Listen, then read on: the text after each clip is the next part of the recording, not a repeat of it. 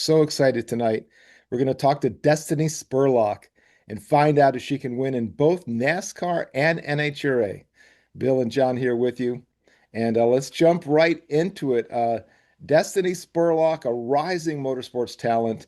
She's making a historic run at NASCAR while preparing to compete in NHRA Pro Stock Motorcycle as well. Dystany joins us to talk about balancing those two elite racing disciplines, building a career across sanctioning bodies, and what it takes to succeed on four wheels and on two. So, Dystany Spurlock, welcome to the show. Hey y'all, thank you guys for having me. I'm really excited about this interview tonight. So glad to be with you tonight. And man, so you just moved down to Charlotte, getting ready to go. Tell us, you're in the middle of all this hurricane season we're experiencing right now. What's it like out there?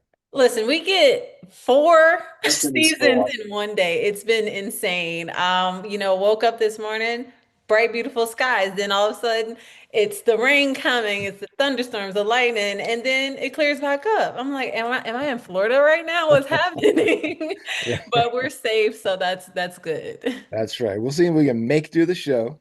And Yes, it's supposed to be a little bit of rain here on the East Coast, but I think we're going to survive it. that's Well, you good. ready to jump in and answer some hard questions? Yeah, Yeah, let's do it. hard hitting, gotcha questions. We're gonna get you. Yeah. So let's just talk about it. You're preparing to compete in NASCAR, which is so amazing, and also I guess in the summer going to start doing NHRA Pro Stock Motorcycle. What made you come up with the idea to try to tackle both of these amazing things at once? So it's so funny because a lot of people they think this journey has come out of nowhere. I've actually been trying to get into NASCAR just as long as I've been racing motorcycles. So I had one deal that happened, I think it was 2013, and we had the car wrapped, we were about to go testing, and then the deal just fell through. Hmm. So then I put my focus back into the motorcycle racing. NHRA and NASCAR has always been like my goals, not on a hobbyist level, but on a professional level. So I was still racing in the series I was in. Then come 2019, 2020, had another deal. We were testing at Dominion, I think it was Dominion, yeah, Raceway. And then Hmm. COVID came. So I said, okay, here we go again. So let's focus back on this NHRA journey.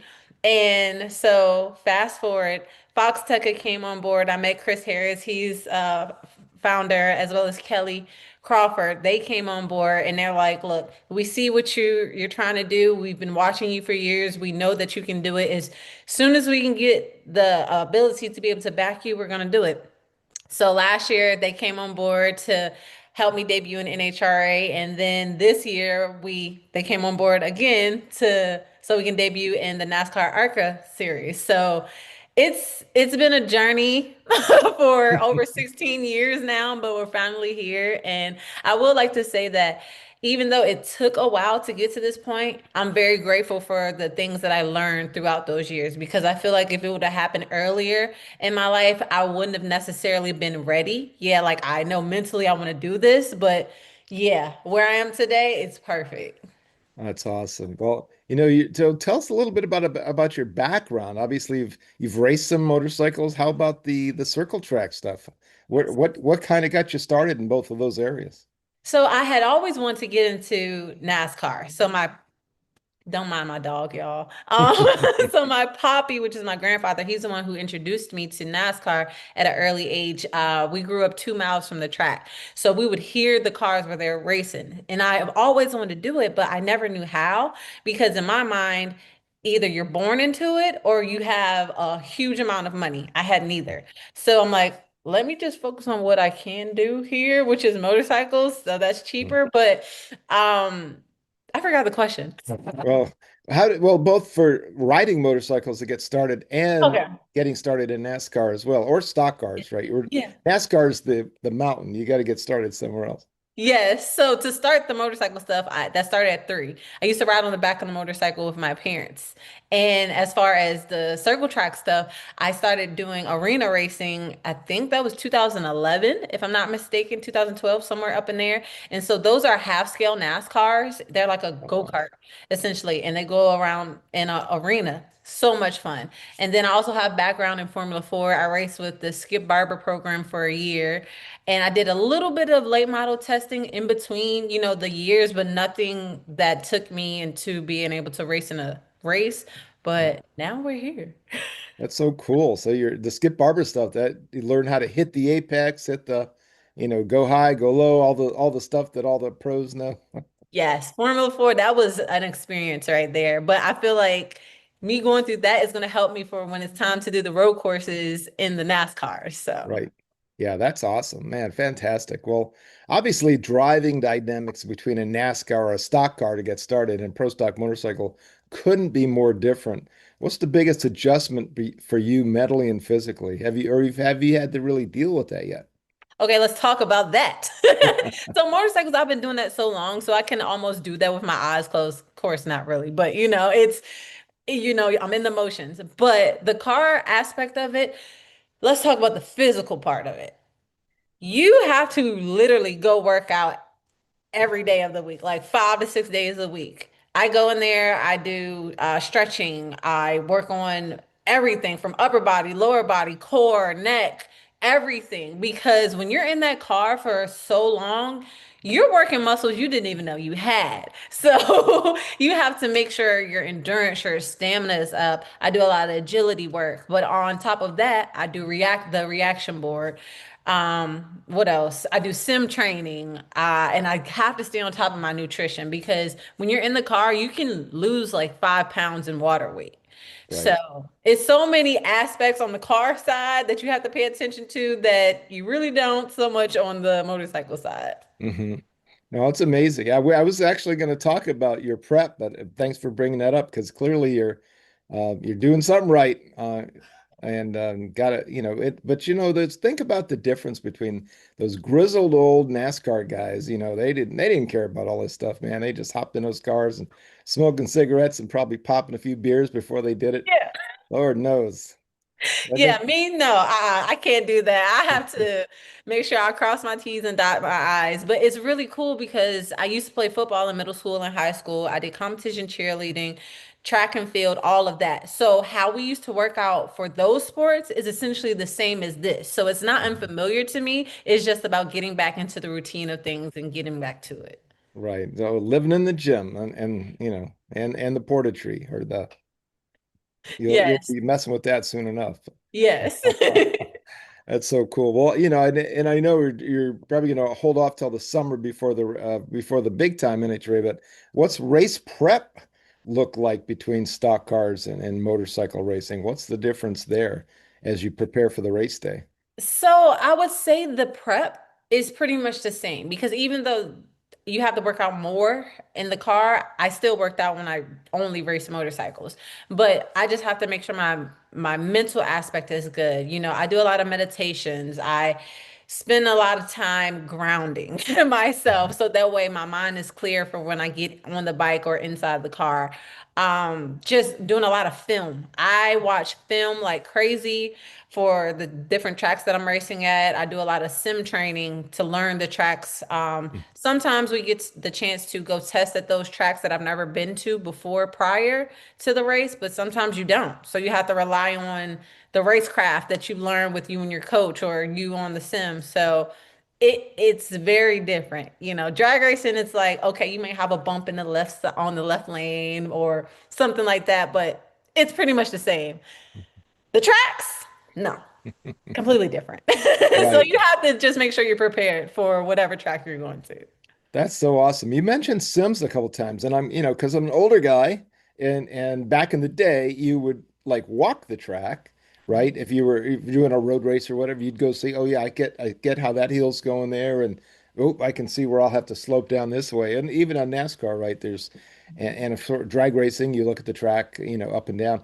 But it reminds me of buddies like, Ron Capps and others, a professional NHRA drag racer, if you know him Yep. who like live on these sim machines. And that made me think until this very second, I hadn't really thought about it deeply, but do they have sim programs for the major race courses that you can get in and sort of pre-drive it Yeah. to prepare for the real thing? Yeah, absolutely. So you have, programs like iRacing, and it's another one that I used to use when I was doing Formula 4, which I love so much. But yes, they have all the tracks pretty much on there.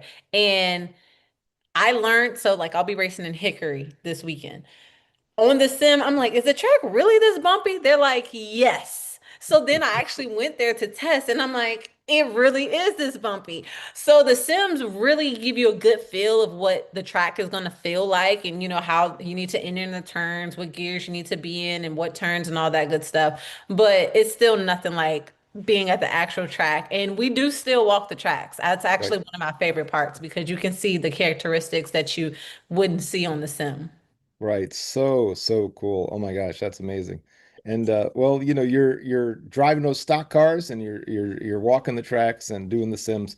And as you've done that, have you thought about how might help you in pro stock motorcycle? Some of the concepts. So when you mean as far as what works, what task can I grab from the car racing that helps in NHRA? Yeah, I think so. I think it's the complete opposite, honestly. Well, no.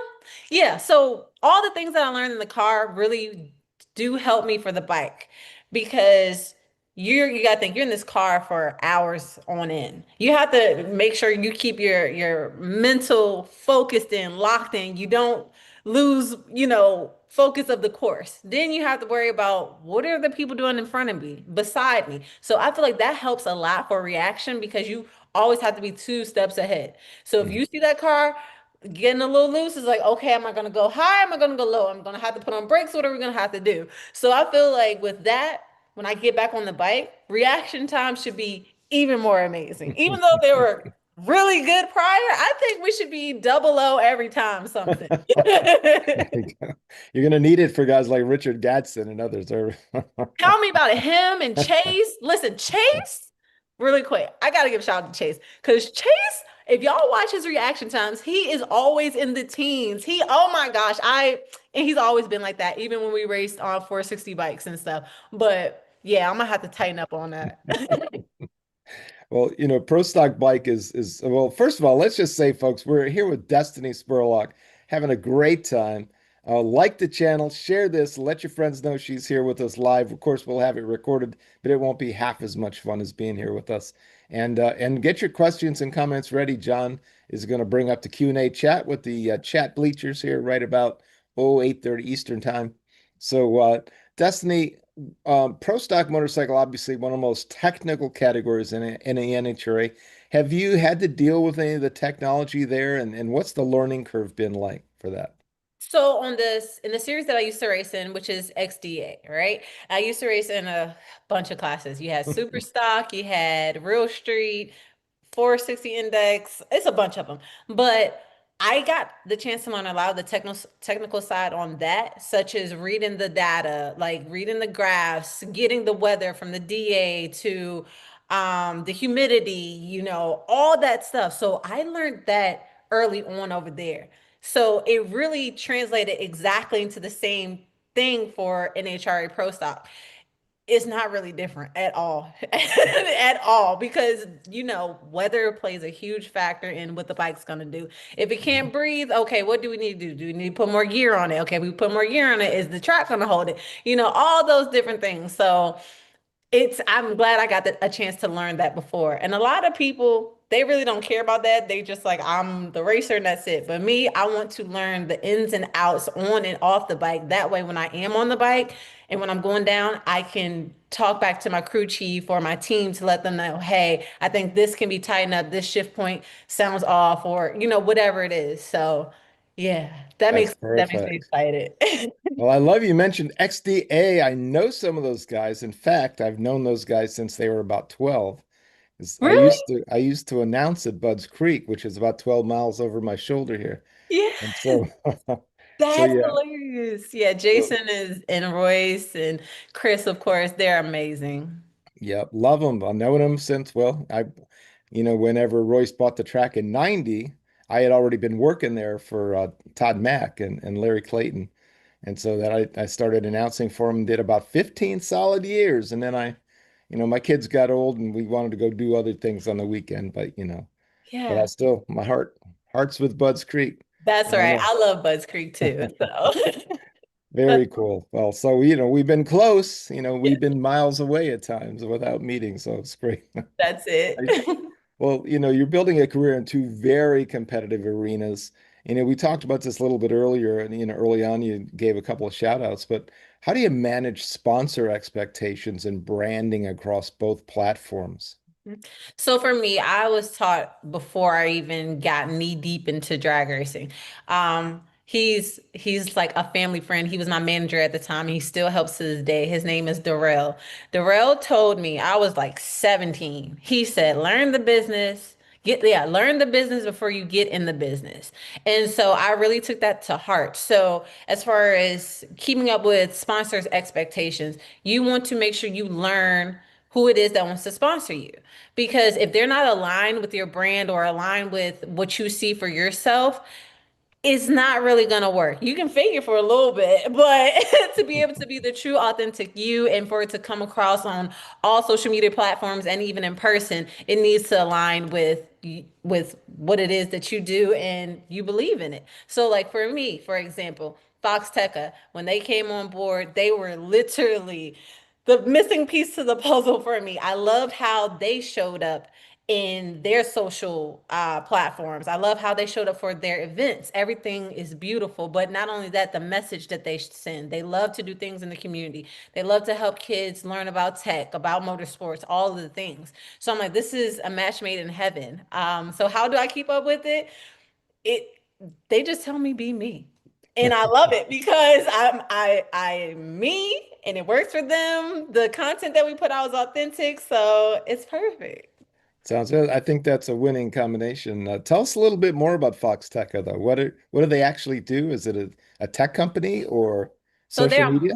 they're a marketing and media company is what they do. But like I said, they do a lot of things with kids in the community and inner city schools. And they have events where they'll come out and teach them the technical aspects of, motorsports. And because a lot of people, they just think, okay, motorsports, the racer. No, you have people that are in charge of doing all of the data stuff, the tires, the transmissions, like all of that stuff. So they really break it down for the kids to learn that. They also show them how to do what like design, how to create things, how to bring the thoughts that they think in their mind to life and like hands-on. So they had an event in Detroit, Cars, Kicks, and Culture, where they invited some kids out and they had all these sneakers. So I think it was Foot Locker that sponsored, and they gave them a white canvas shoe and they were able to create it and bring their visions to life. So it's so beautiful. They do so many things, but you definitely should go to foxteca.com and see all the great things that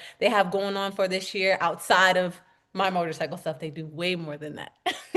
Um, that's fantastic. And for the kids, the young racers listening who want to expand into multiple disciplines, what advice would you give them about timing, focus, and preparation?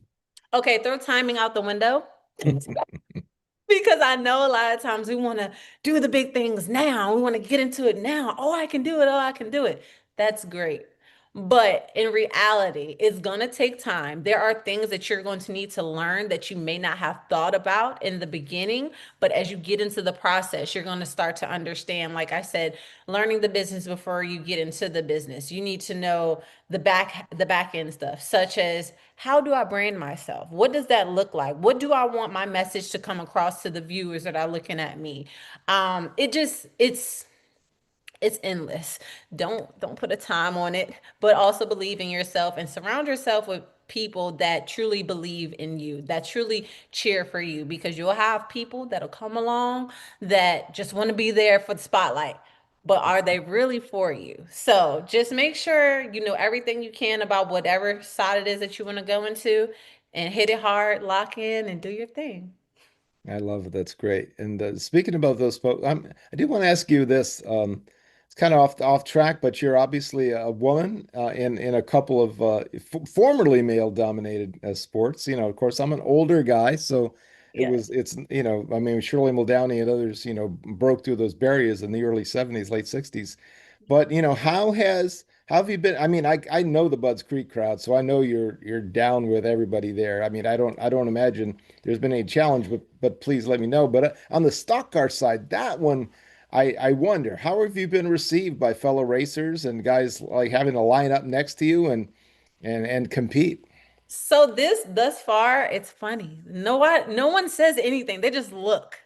So they're looking and they're like, this is the girl that's like racing. And so, they'll go ask people that are, in the space that has been in the space. They're like, yeah, she's gonna race. So when it's time for me to go out for practice or qualifying, when I say everybody just goes to the wall or they just stop and they're looking like we need to see what's happening. So they haven't really said much of anything. They're just looking to see, okay, she says she can do this, but can she? So that's been pretty cool. Yeah, that's awesome. I can see where they want to go see it because, even in drag racing, right, I've had this last summer, I had a guy with a new dragster and a guy with an existing dragster. And I said, hey, man, there's a good opportunity to line them up. And the guy with the existing dragster, like, I'd love to put a two-car show out there for the fans, but I haven't seen this young man race yet. And I got X money, a number of dollars invested over here. I need to see what he can do before if we line up. And that made a lot of sense. And that's why I went and asked him because I didn't just put them both on the track. I was promoting an event up in Hagerstown, and I'm like, okay, that's why I asked. So got Yeah. it. So Yep. but yeah, folks want to know. And and you go back in the days, you hear the old timers talking about I ain't lining up next to that dude. And it was a dude or chick at the time, Yeah. right? I don't know him. And like, Yep. and so I can see where folks would want to look, but I love that though, because they're looking to see if you can do it, but they're looking to see. They're not prejudging and saying, no, I'm not lining Absolutely. up. And if they are, I wouldn't know because they haven't said anything. Yeah. But it's cool though, because after the race that I had like 2 weeks in Hickory, some of the feedback I got was, holy crap, you are running right there with people that have been doing this for a long time, as far as my times on the track. And Right. then on my restarts, they're like, holy crap, you were right there. You stayed in your line. You didn't knock down into anybody or anything. And I'm like, that's where the arena racing came in, and that's when the Formula Mhm. 4 came in. So yes, I'm in a new space, but it's no different from the other type styles of racing that I've done. Right. I love it. And I have to imagine, I'm just throwing this out there, that the fans must be going crazy because you're so unique to see, especially in stock car, to see, a woman and a woman of color out Yes. there knocking it, and people must be going crazy, and to follow you and see themselves, right, potentially doing this. Yes, absolutely. I've had so many people that are saying, we're gonna come out and support you on your debut race on the 28th. And I have one guy, he's coming all the way from California.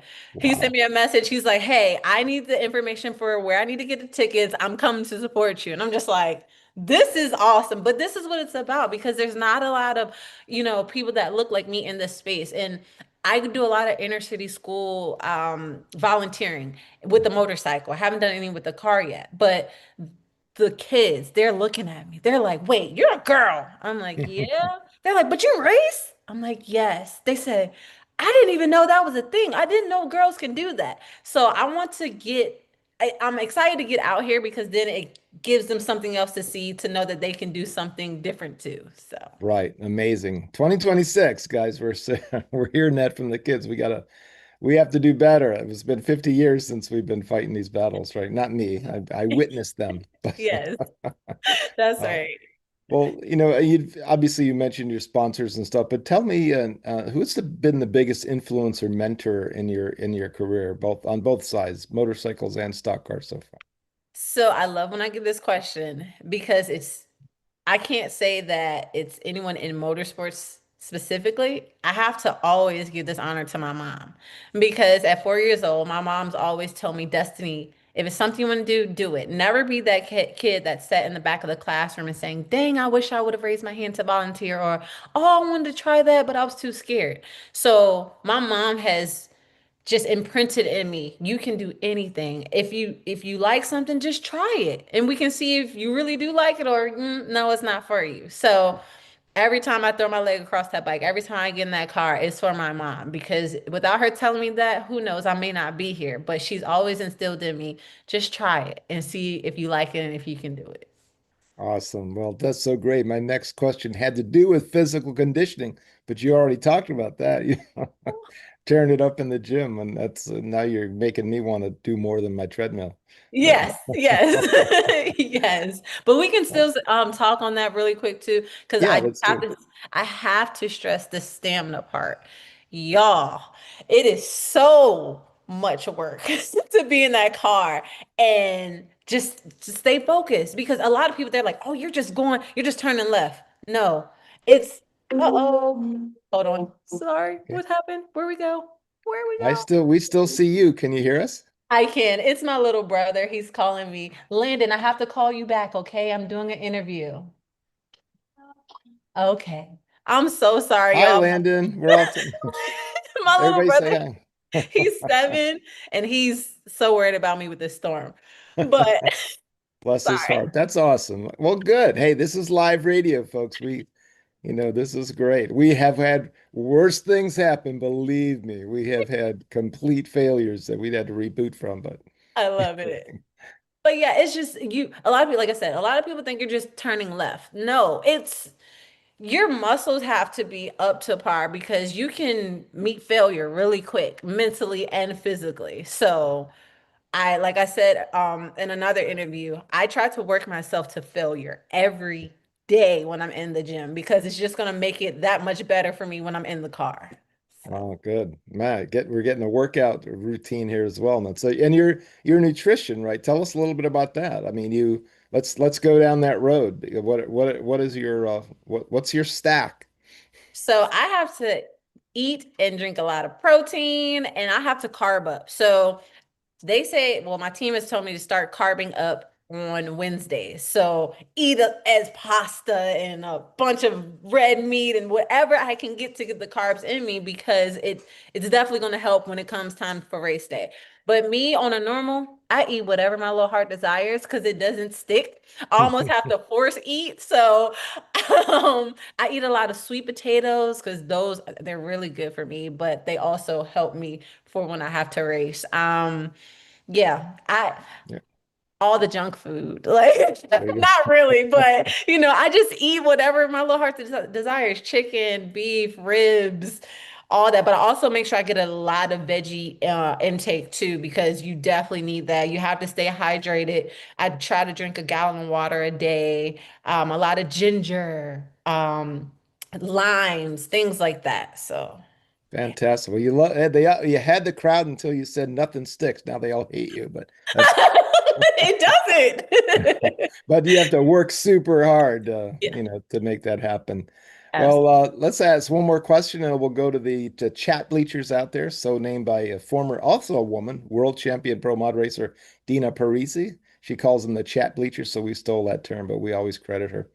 But so looking ahead, what's success look like for you over the next few seasons? Championships, wins, obviously breaking barriers, or something bigger? What's the future hold?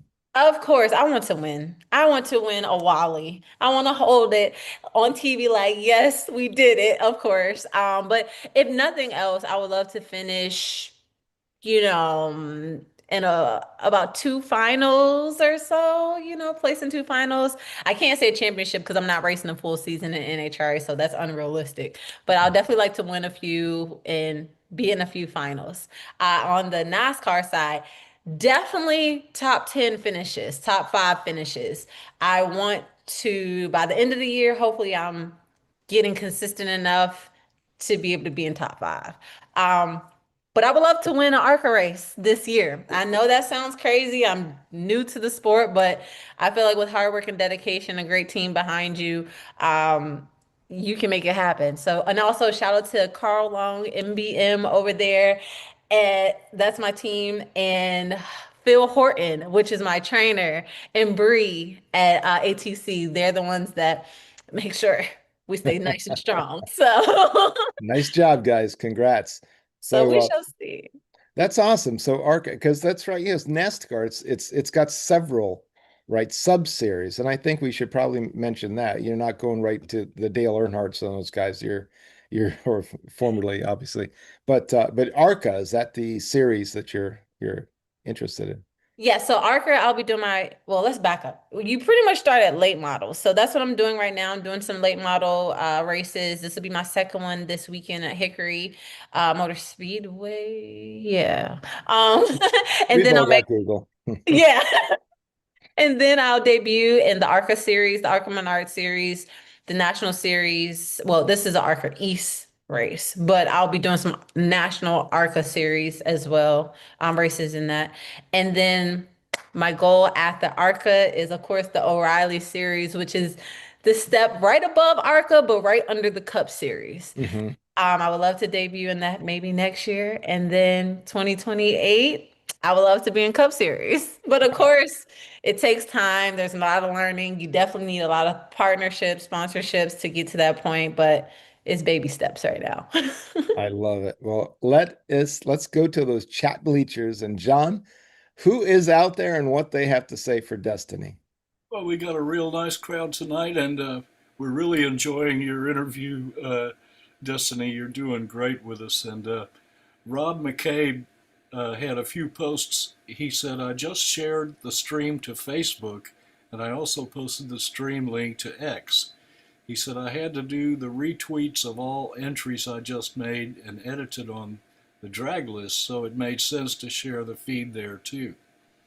Rock on, brother. We got our own social media guy. We have several. We love it.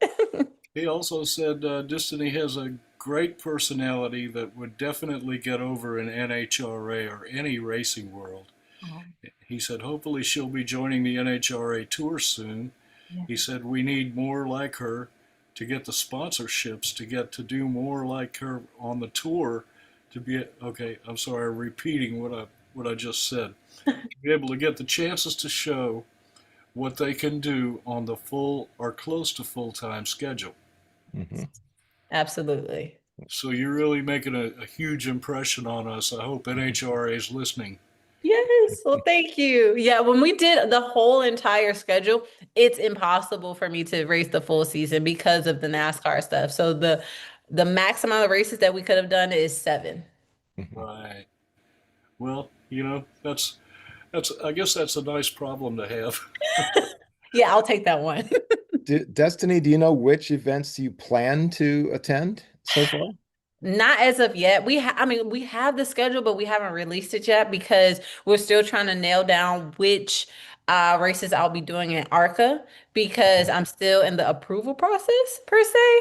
Hmm. So yeah.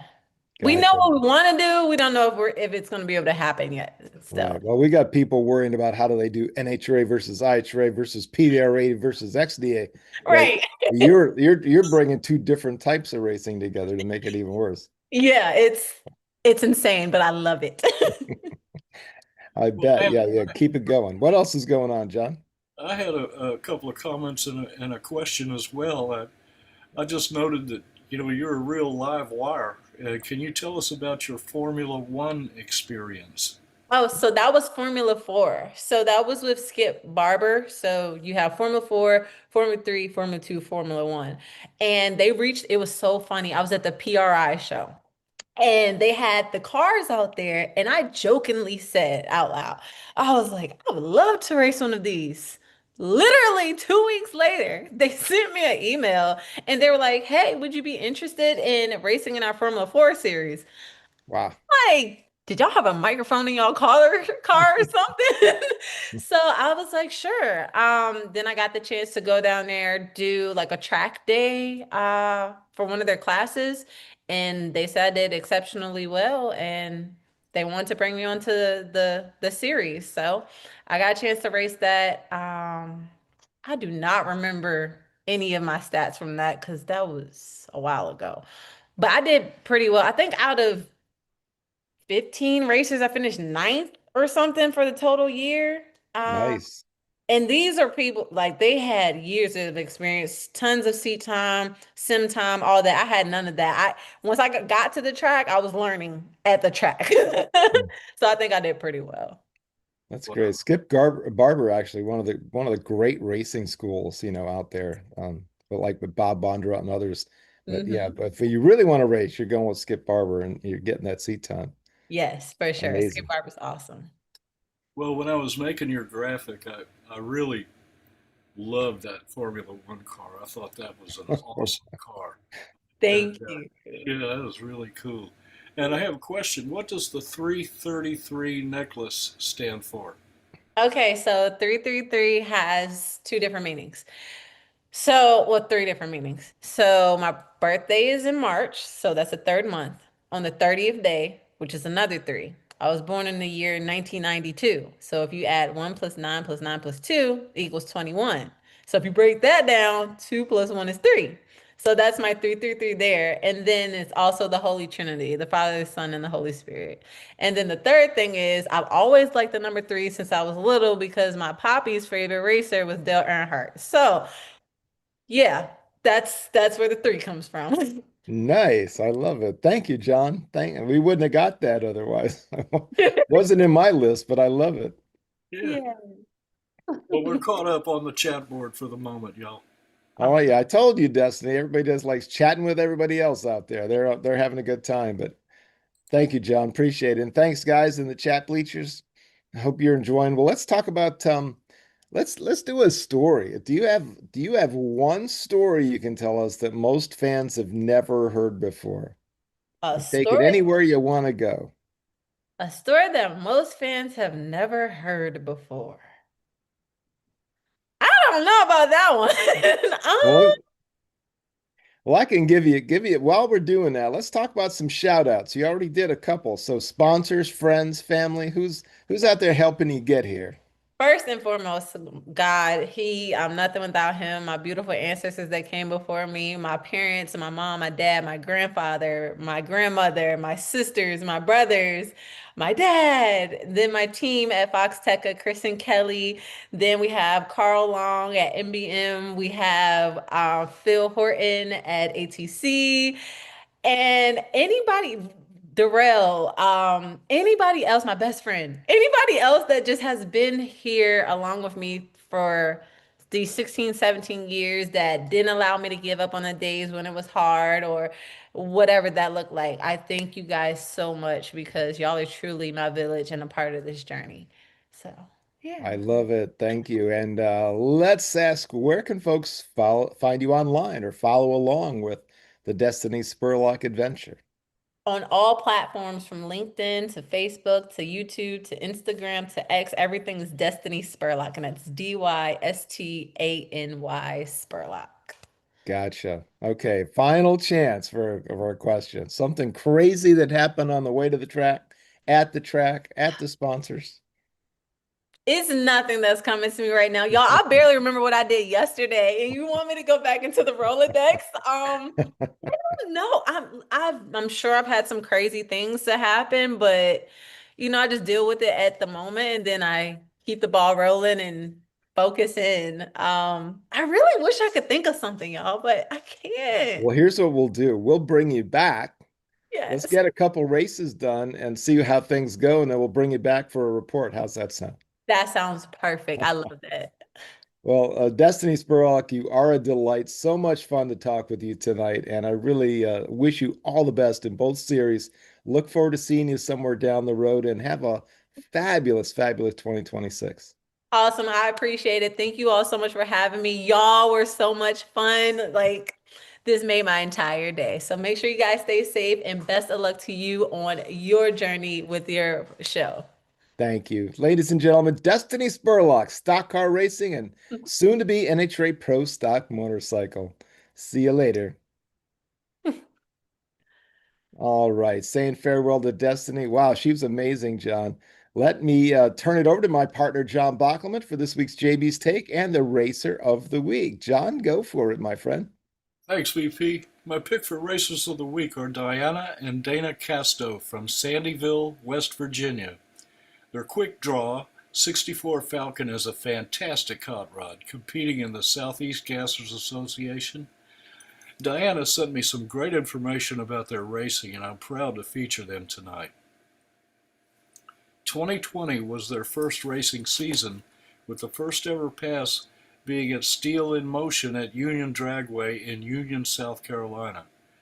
Dana was the driver the first season since they were still feeling the car out. They made it to every race on the Southeast Gassers Association schedule, with basically a different car every race, and finished the year in 10th place in C Gas. In 2021, Diana's first season as a driver, once again they made every event. They got their first round wins at Shadyside against the number one qualifier, Larry Floyd, in the Stud Muffin. And later at Huntsville Dragway in Huntsville, Alabama, against the number 5 qualifier, Larry Noel, in Crazy Horse. They made every race on the schedule, and Diana placed 10th in C Gas in her rookie season. In 2022, she was still getting more comfortable in the car, and they had some work done on the carbs and found a little more horsepower with some head work in the off-season, but it was enough to outpower their Jericho 4-speed, so they upgraded to a G-Force, and then they swapped out the 306 engine for the current 314. Diana had a few more round wins and finished the season in 8th place in C Gas. In 2023, it was basically a learning year, adding things to her routine for the burnout box, the starting line, one at a time until it was smooth, then moving on to the next edition. She went the occasional round and finished in 8th place again. Now to 2024.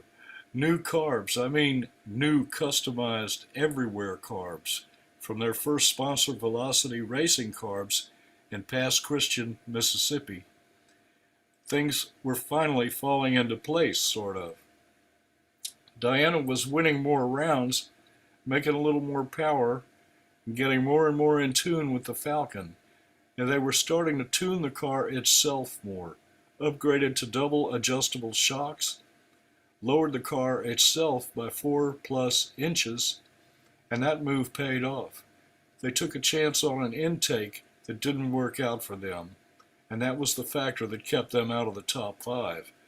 But Diana was still very happy with finishing in 6th place. In 2025, the Gremlins have joined the party.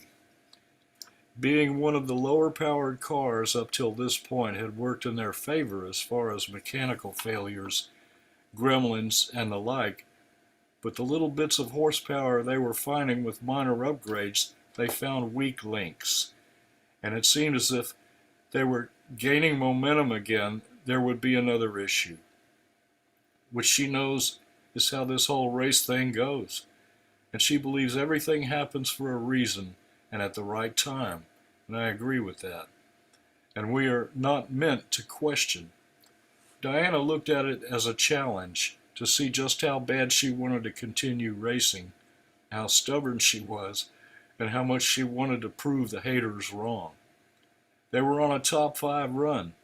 It was going to be close, but they were there right up to the next to the last race of the season. And Diana made an awesome save. She heard something just as Doug was pulling into the pit from a qualifying pass. They had a roller fail on a rocker, and it wiped out a lobe on the cam. So they were done for that race, and they finished the season 2 rounds out of the top 5. But they're still digging and working on more power. Diana is 0.5 of a second off of the fastest female driver record in the Southeast Gassers. And with breaking that record, she believes that will have the ET to win a Sega event in C-Gas, Sega being Southeast Gassers Association.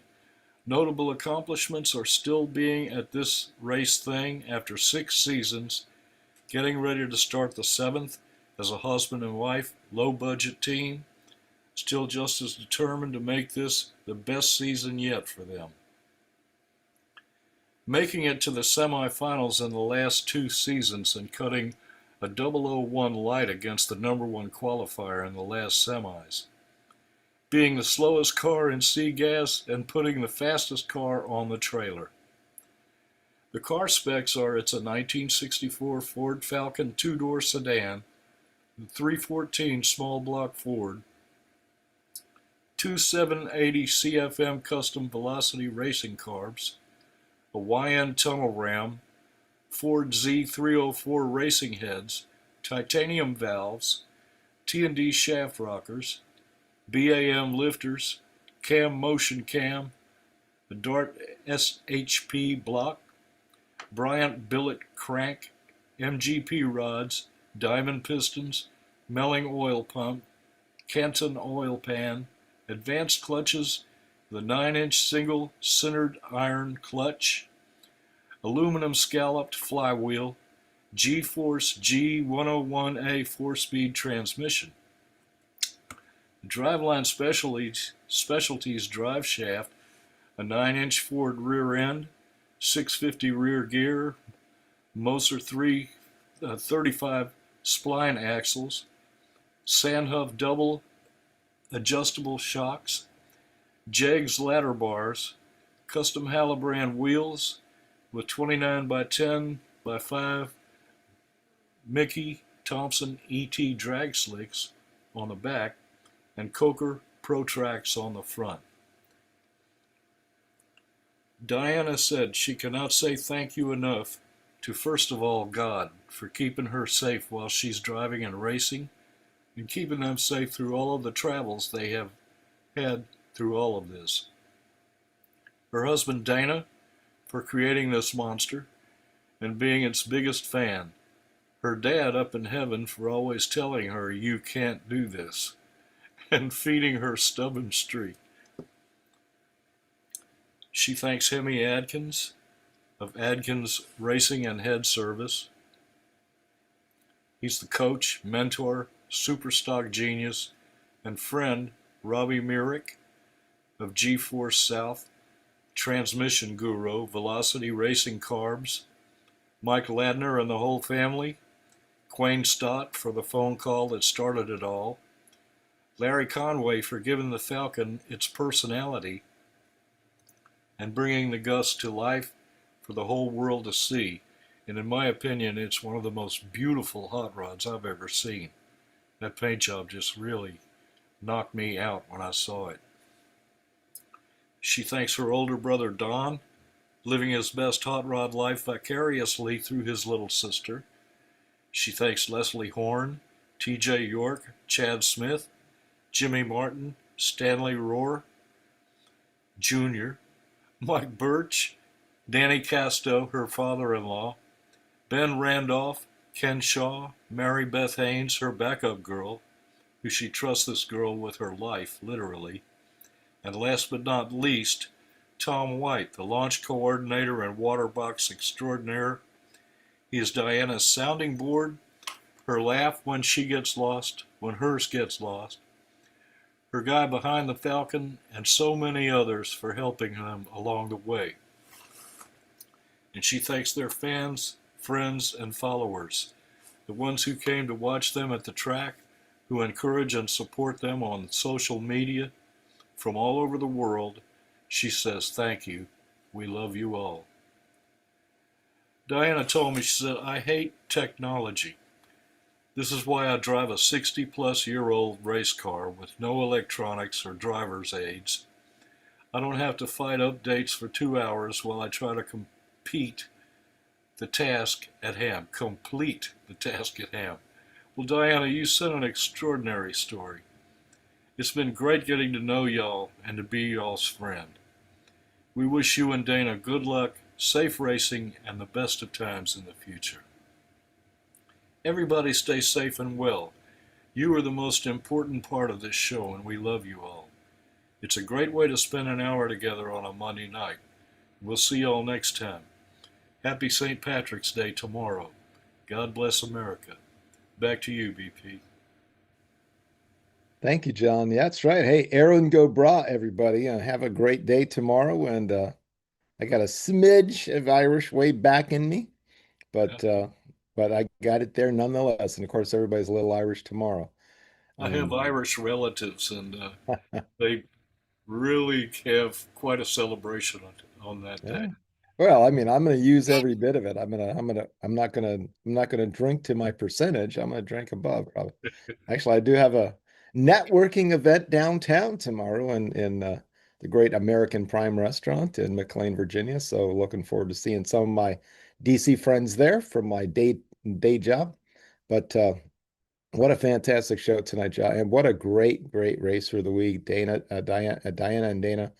Beautiful, beautiful car. And man, I love that detailed story about how it came to be. And as soon as I heard that thing where once you fix something, you get something a little stronger the next weakest link. Man, isn't that what we all chase as we build our cars? Um, Fantastic stuff. Yeah, Diana sent an outstanding racing history to me, and it's worth sharing with the world right now. Hmm. It's these people are classic drag racers, and the Southeast Gassers is a fantastic organization. It is great. I've seen them race. They're awesome. I mean, I've seen the organization race. I don't think, well, I didn't notice if I didn't know Diana and Dana at the time. So, but I definitely keep an eye out for, excuse me. And, yeah, I'm wishing them all the best. It's a great organization. And I really love, she got tons of like, just support online on Facebook and elsewhere as she was coming on the show. So I love that. That always makes it so much better when your friends and fans are out there kind of rooting for you. That's right, Well, man. well, thank you, John. Let's go on and do a couple more segments here. And I do want to, I'm totally amazed. Our YouTube channel is blowing up. We are now up to almost 80,000 views, with 47,000 views coming from the Animal Gym interview we did a couple weeks ago, and those amazing shorts or reels, whatever you want to call them, that Sophia had taught me how to do. So we're all creative now. Of course, Kay is doing some uh, as well, and we're just going crazy with those things. So Animal Jim's the man so far. He's got his one story of racing in the fog with Bill Coolman up in Clay City, Kentucky, has 44,000 views itself. It just blew up. They say, it sort of for our level, it went viral, right? And so here's the thing. We've got 500 more videos with folks like Shirley Muldowney and Don Garlitz. And I mean, you just name it there. You can't name them all. We've got all these folks. So the one thing Sophia is working hard on now is getting our next ones done. And of course, we will do shorts for the Dystany Spurlock show tonight. So, sort of that's how our plan. I think I mentioned this a little bit, but we finalized it a bit over the last week. The entire team has seen the plan, but we are going to be doing the live show on Mondays. On Tuesdays, we will do a little bit of editing, and then we will start doing the shorts for the live show. Get those things out on YouTube throughout the week. There were also now the next thing Sophia is going to do is go to our next oldest or probably our most popular YouTube show that we've already got on YouTube and create shorts from it. So the next, well, you know what the next popular show is that we have after the Animal Gym show and after the NHRA show, which we've already done shorts for, is the Nitro Alley and Mad Maxine show that we did. That thing is the next most popular that we did. Probably several months ago. So we're going to go out there and create some shorts from that. We're going to double down on the things we're already popular, and we're going to create shorts. And so the one thing is we'll do the live shows, we'll do the shorts, we'll do the existing shows that we had up here on YouTube, and then do shorts from them. And then we've got the plan to now go into the archives, pull those Facebook shows back to YouTube, and then put those up in modified versions and do shorts from each one of those as well. It's probably, guys, going to take a year. I mean, when you think about the sheer number of shows we've been on the air, as we told Destiny, we've been doing this since 2010. And don't even get me started on the old Racers reunion shows. We have some of those, but some of them are sitting on hard drives in a stack down in Jeff Gilder's house. So we have to kind of piece together all this stuff. But we've got John's outstanding posters on Draglist that nothing ever gets thrown away on drag lists. So every time we've done a show, there's a promo story and a poster for it. So that gives us kind of a roadmap to go back and tell us which shows we need to find and recreate, or at least and put up on YouTube. But Sophia's knocking out of the park. You don't see her; she's not on Facebook. She is on Insta, but you certainly can see her work because she's rocking and rolling here on our YouTube channel. So yeah, almost. I just looked before we got on the show. 79,008, I think, was the total number of views that we had on our YouTube channel, folks. Not even a month ago, I think I think February 27th, we had like 17,000 views total for all that we did on YouTube over this whole last year since mid 2024. So just think about the impact of how we're growing with these shorts, I've actually taken some coaching on how to do the YouTubes a little better, and that's paying off remarkably. Now take that compared to the entire history of what we've got once we get it all up there and get it all optimized and get it out in front of folks. And of course, as we go forward, we really want to bring more guests on, but we can't, it's only so many Monday nights. So we want to bring more guests on and do 15-minute segments with as many guests as we can. And Kay and I were talking about that this last week. We'll try to get that thing going as well. So very, very excited about the YouTube channel. It's really just exploding. But it's John's posters, which are thumbnails on YouTube, right? It's Kay getting us the guests. It's Sophia helping us do the shorts, and of course Rob, and so many others just getting the Rob doing like a lot of social media. We all sort of do social media. Rob doing it live now during the show. John doing promos all week. Kay doing promos. Kay just while we were on the show, while John was doing his segment, gave me a little profile of like an upcoming guest poster, which looks amazing. So we'll be getting that up tonight as well. So everything's coming up roses, everybody, and we're glad you're here with us. Let me go on to our upcoming guests, which are very exciting. McKenna Bold coming up next Monday night. The Randy Meyer Top Alcohol Dragster driver just won her second Lucas Oil Drag Racing Series event by winning the Baby Gators right after the Gainesville National event. So it's fresh on her mind. You saw a picture of her on Facebook holding that trophy. And McKenna Bold, perfect timing. We'll have her next Monday night. Coming up on the 30th, Shane Westerfield, the 2025 NHRA Heritage Series champion, and of course, Top Alcohol Drags funny car driver. Very excited to talk to him. In April, we're going to mention a couple more names tonight that you haven't heard yet. Matthew Leonard, the Nitro Rat Altered, coming on September 6th. April 13th, Pro Stock Motorcycle team of Ryan Oler and Braden Davis will both be joining us.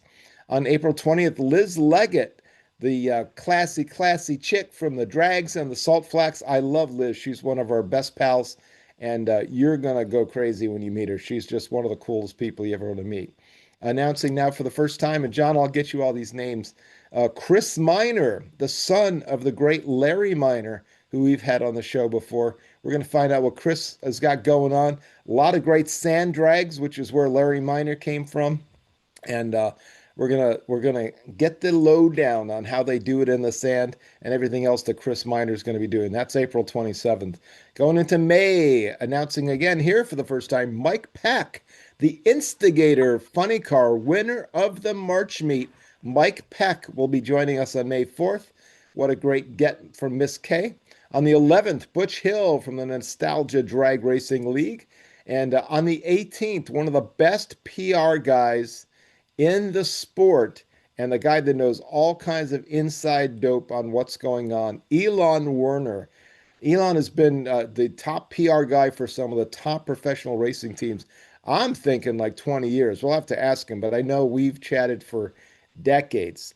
So Elon Werner coming on the 18th of May. I'm really excited about that. And then May 25th, Memorial Day, we're going to kick back and take it easy and take the day off and hopefully enjoy some barbecue. And I hope you guys do the same. So lots of great events coming up. Let's go to Lost Friends. We have two to mention this week. On the 5th of March, we lost Doug Gibson of Diamond Bar, California. He was a stock eliminator racer, had a great Camaro. He was 76 years old. Farewell to Doug Gibson, one of our great sportsman racers. And then, unfortunately, just happened on the 16th, Haley Koch lost her life in a tragic top fuel motorcycle testing accident. Please keep Craig Koch and little Craig in your prayers. This comes from Rob Geiger, another great PR guy. Rob says Haley was a badass, as witnessed by her penchant from riding nitro-powered Harleys. She beat cancer. She had a beautiful little boy and kept Big Craig in line, and she will be missed. Thank you, Rob, for sharing this online. But unfortunately, Haley Koch passing away on the 16th in a tragic Top Fuel motorcycle testing accident. Our condolences to the family and friends of these great racers. And you know, hate to say it. Thanks for the thrills over the years, but man, it's hard to lose somebody in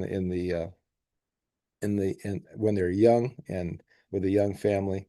But our hearts go out. Sean, that's the show. Any final thoughts from you, sir? Well, Dystany Spurlock is an absolutely fantastic young lady, and I know that her future in motorsports, not just drag racing and NASCAR, but anything she does 110%. And I was just thrilled to have her with us tonight. And I look forward to next week to having McKenna with us. I made her graphic today, so we're just about ready to rock and roll with her and our next racer of the week. So looking forward Fantastic. to everything in the future. And be sure to send me the dates of these new guests when you get a chance, whenever it's convenient, VP. Will do. It's going to happen. You'll see that beautiful poster that May and our in the K is working on tonight. So we're moving into John's lane a little bit. None of us now. I'm not moving into neither is K, but that little large language model over there is helping us make our memories you know come alive, which is crazy. This stuff that can do these days. Doesn't get that personal touch like John's, but it gets the job done. Well, let's go. Yeah, let's do a wrap. We do want to thank Dystany Spurlock. She was fantastic. Oh my gosh, I can hear the top interview right now. She's just obviously very PR savvy. She's going to do some cool things. And what an exciting personality. Really looking forward to following along and wishing her success. I want to thank Dan Schneckner who really helped get us all together. I actually reached out. He does PR for Dystany and reached out and put together a great team and was right talking to us all the way through to make sure everything went smooth rather. So thank you so much, Dan. Up next, I want to thank John, of course, my buddy John Bachman, my brother, Kate Turkelson, Sophia Roveda, Pete Mariello here. And one thing I saw was a great picture of Pete and Kay out at the March meet, which I just loved. So they got a chance to get together and say hello. Hopefully, one of these days we'll all get together. Rob McCabe out there rocking out on the lists, and thanks for doing the live updates, my brother. David Oakes with the great photography, Mel Bashore, Ron Toombs, John Mernon II, taking the great photographs that all the fantastic photographers have volunteered to share with Draglist and put them up there. Dave Weslowski with stats and info, and of course the great Jeff Gilder who got us started way back in 2010. Special shout out to Nitro Alley, our online pal, who sends a lot of folks our way. And of course, thanks in heaven to the big man, Danny White, who worked with us for many, many decades. Please like the show, share, and subscribe. Let folks know that we're out here. We'd like to grow this community a little more. We left 3,003 or 303,000 people at Facebook. We still love you guys over there, but we wish some of you would join us over here as well. You can check in on draglist.com every day to see what's new. Find us on the Radio Bob Network. And thanks to Bob. And finally, we'll see you March 23rd for McKenna Bold of the Randy Meyer Top Alcohol Dragster team.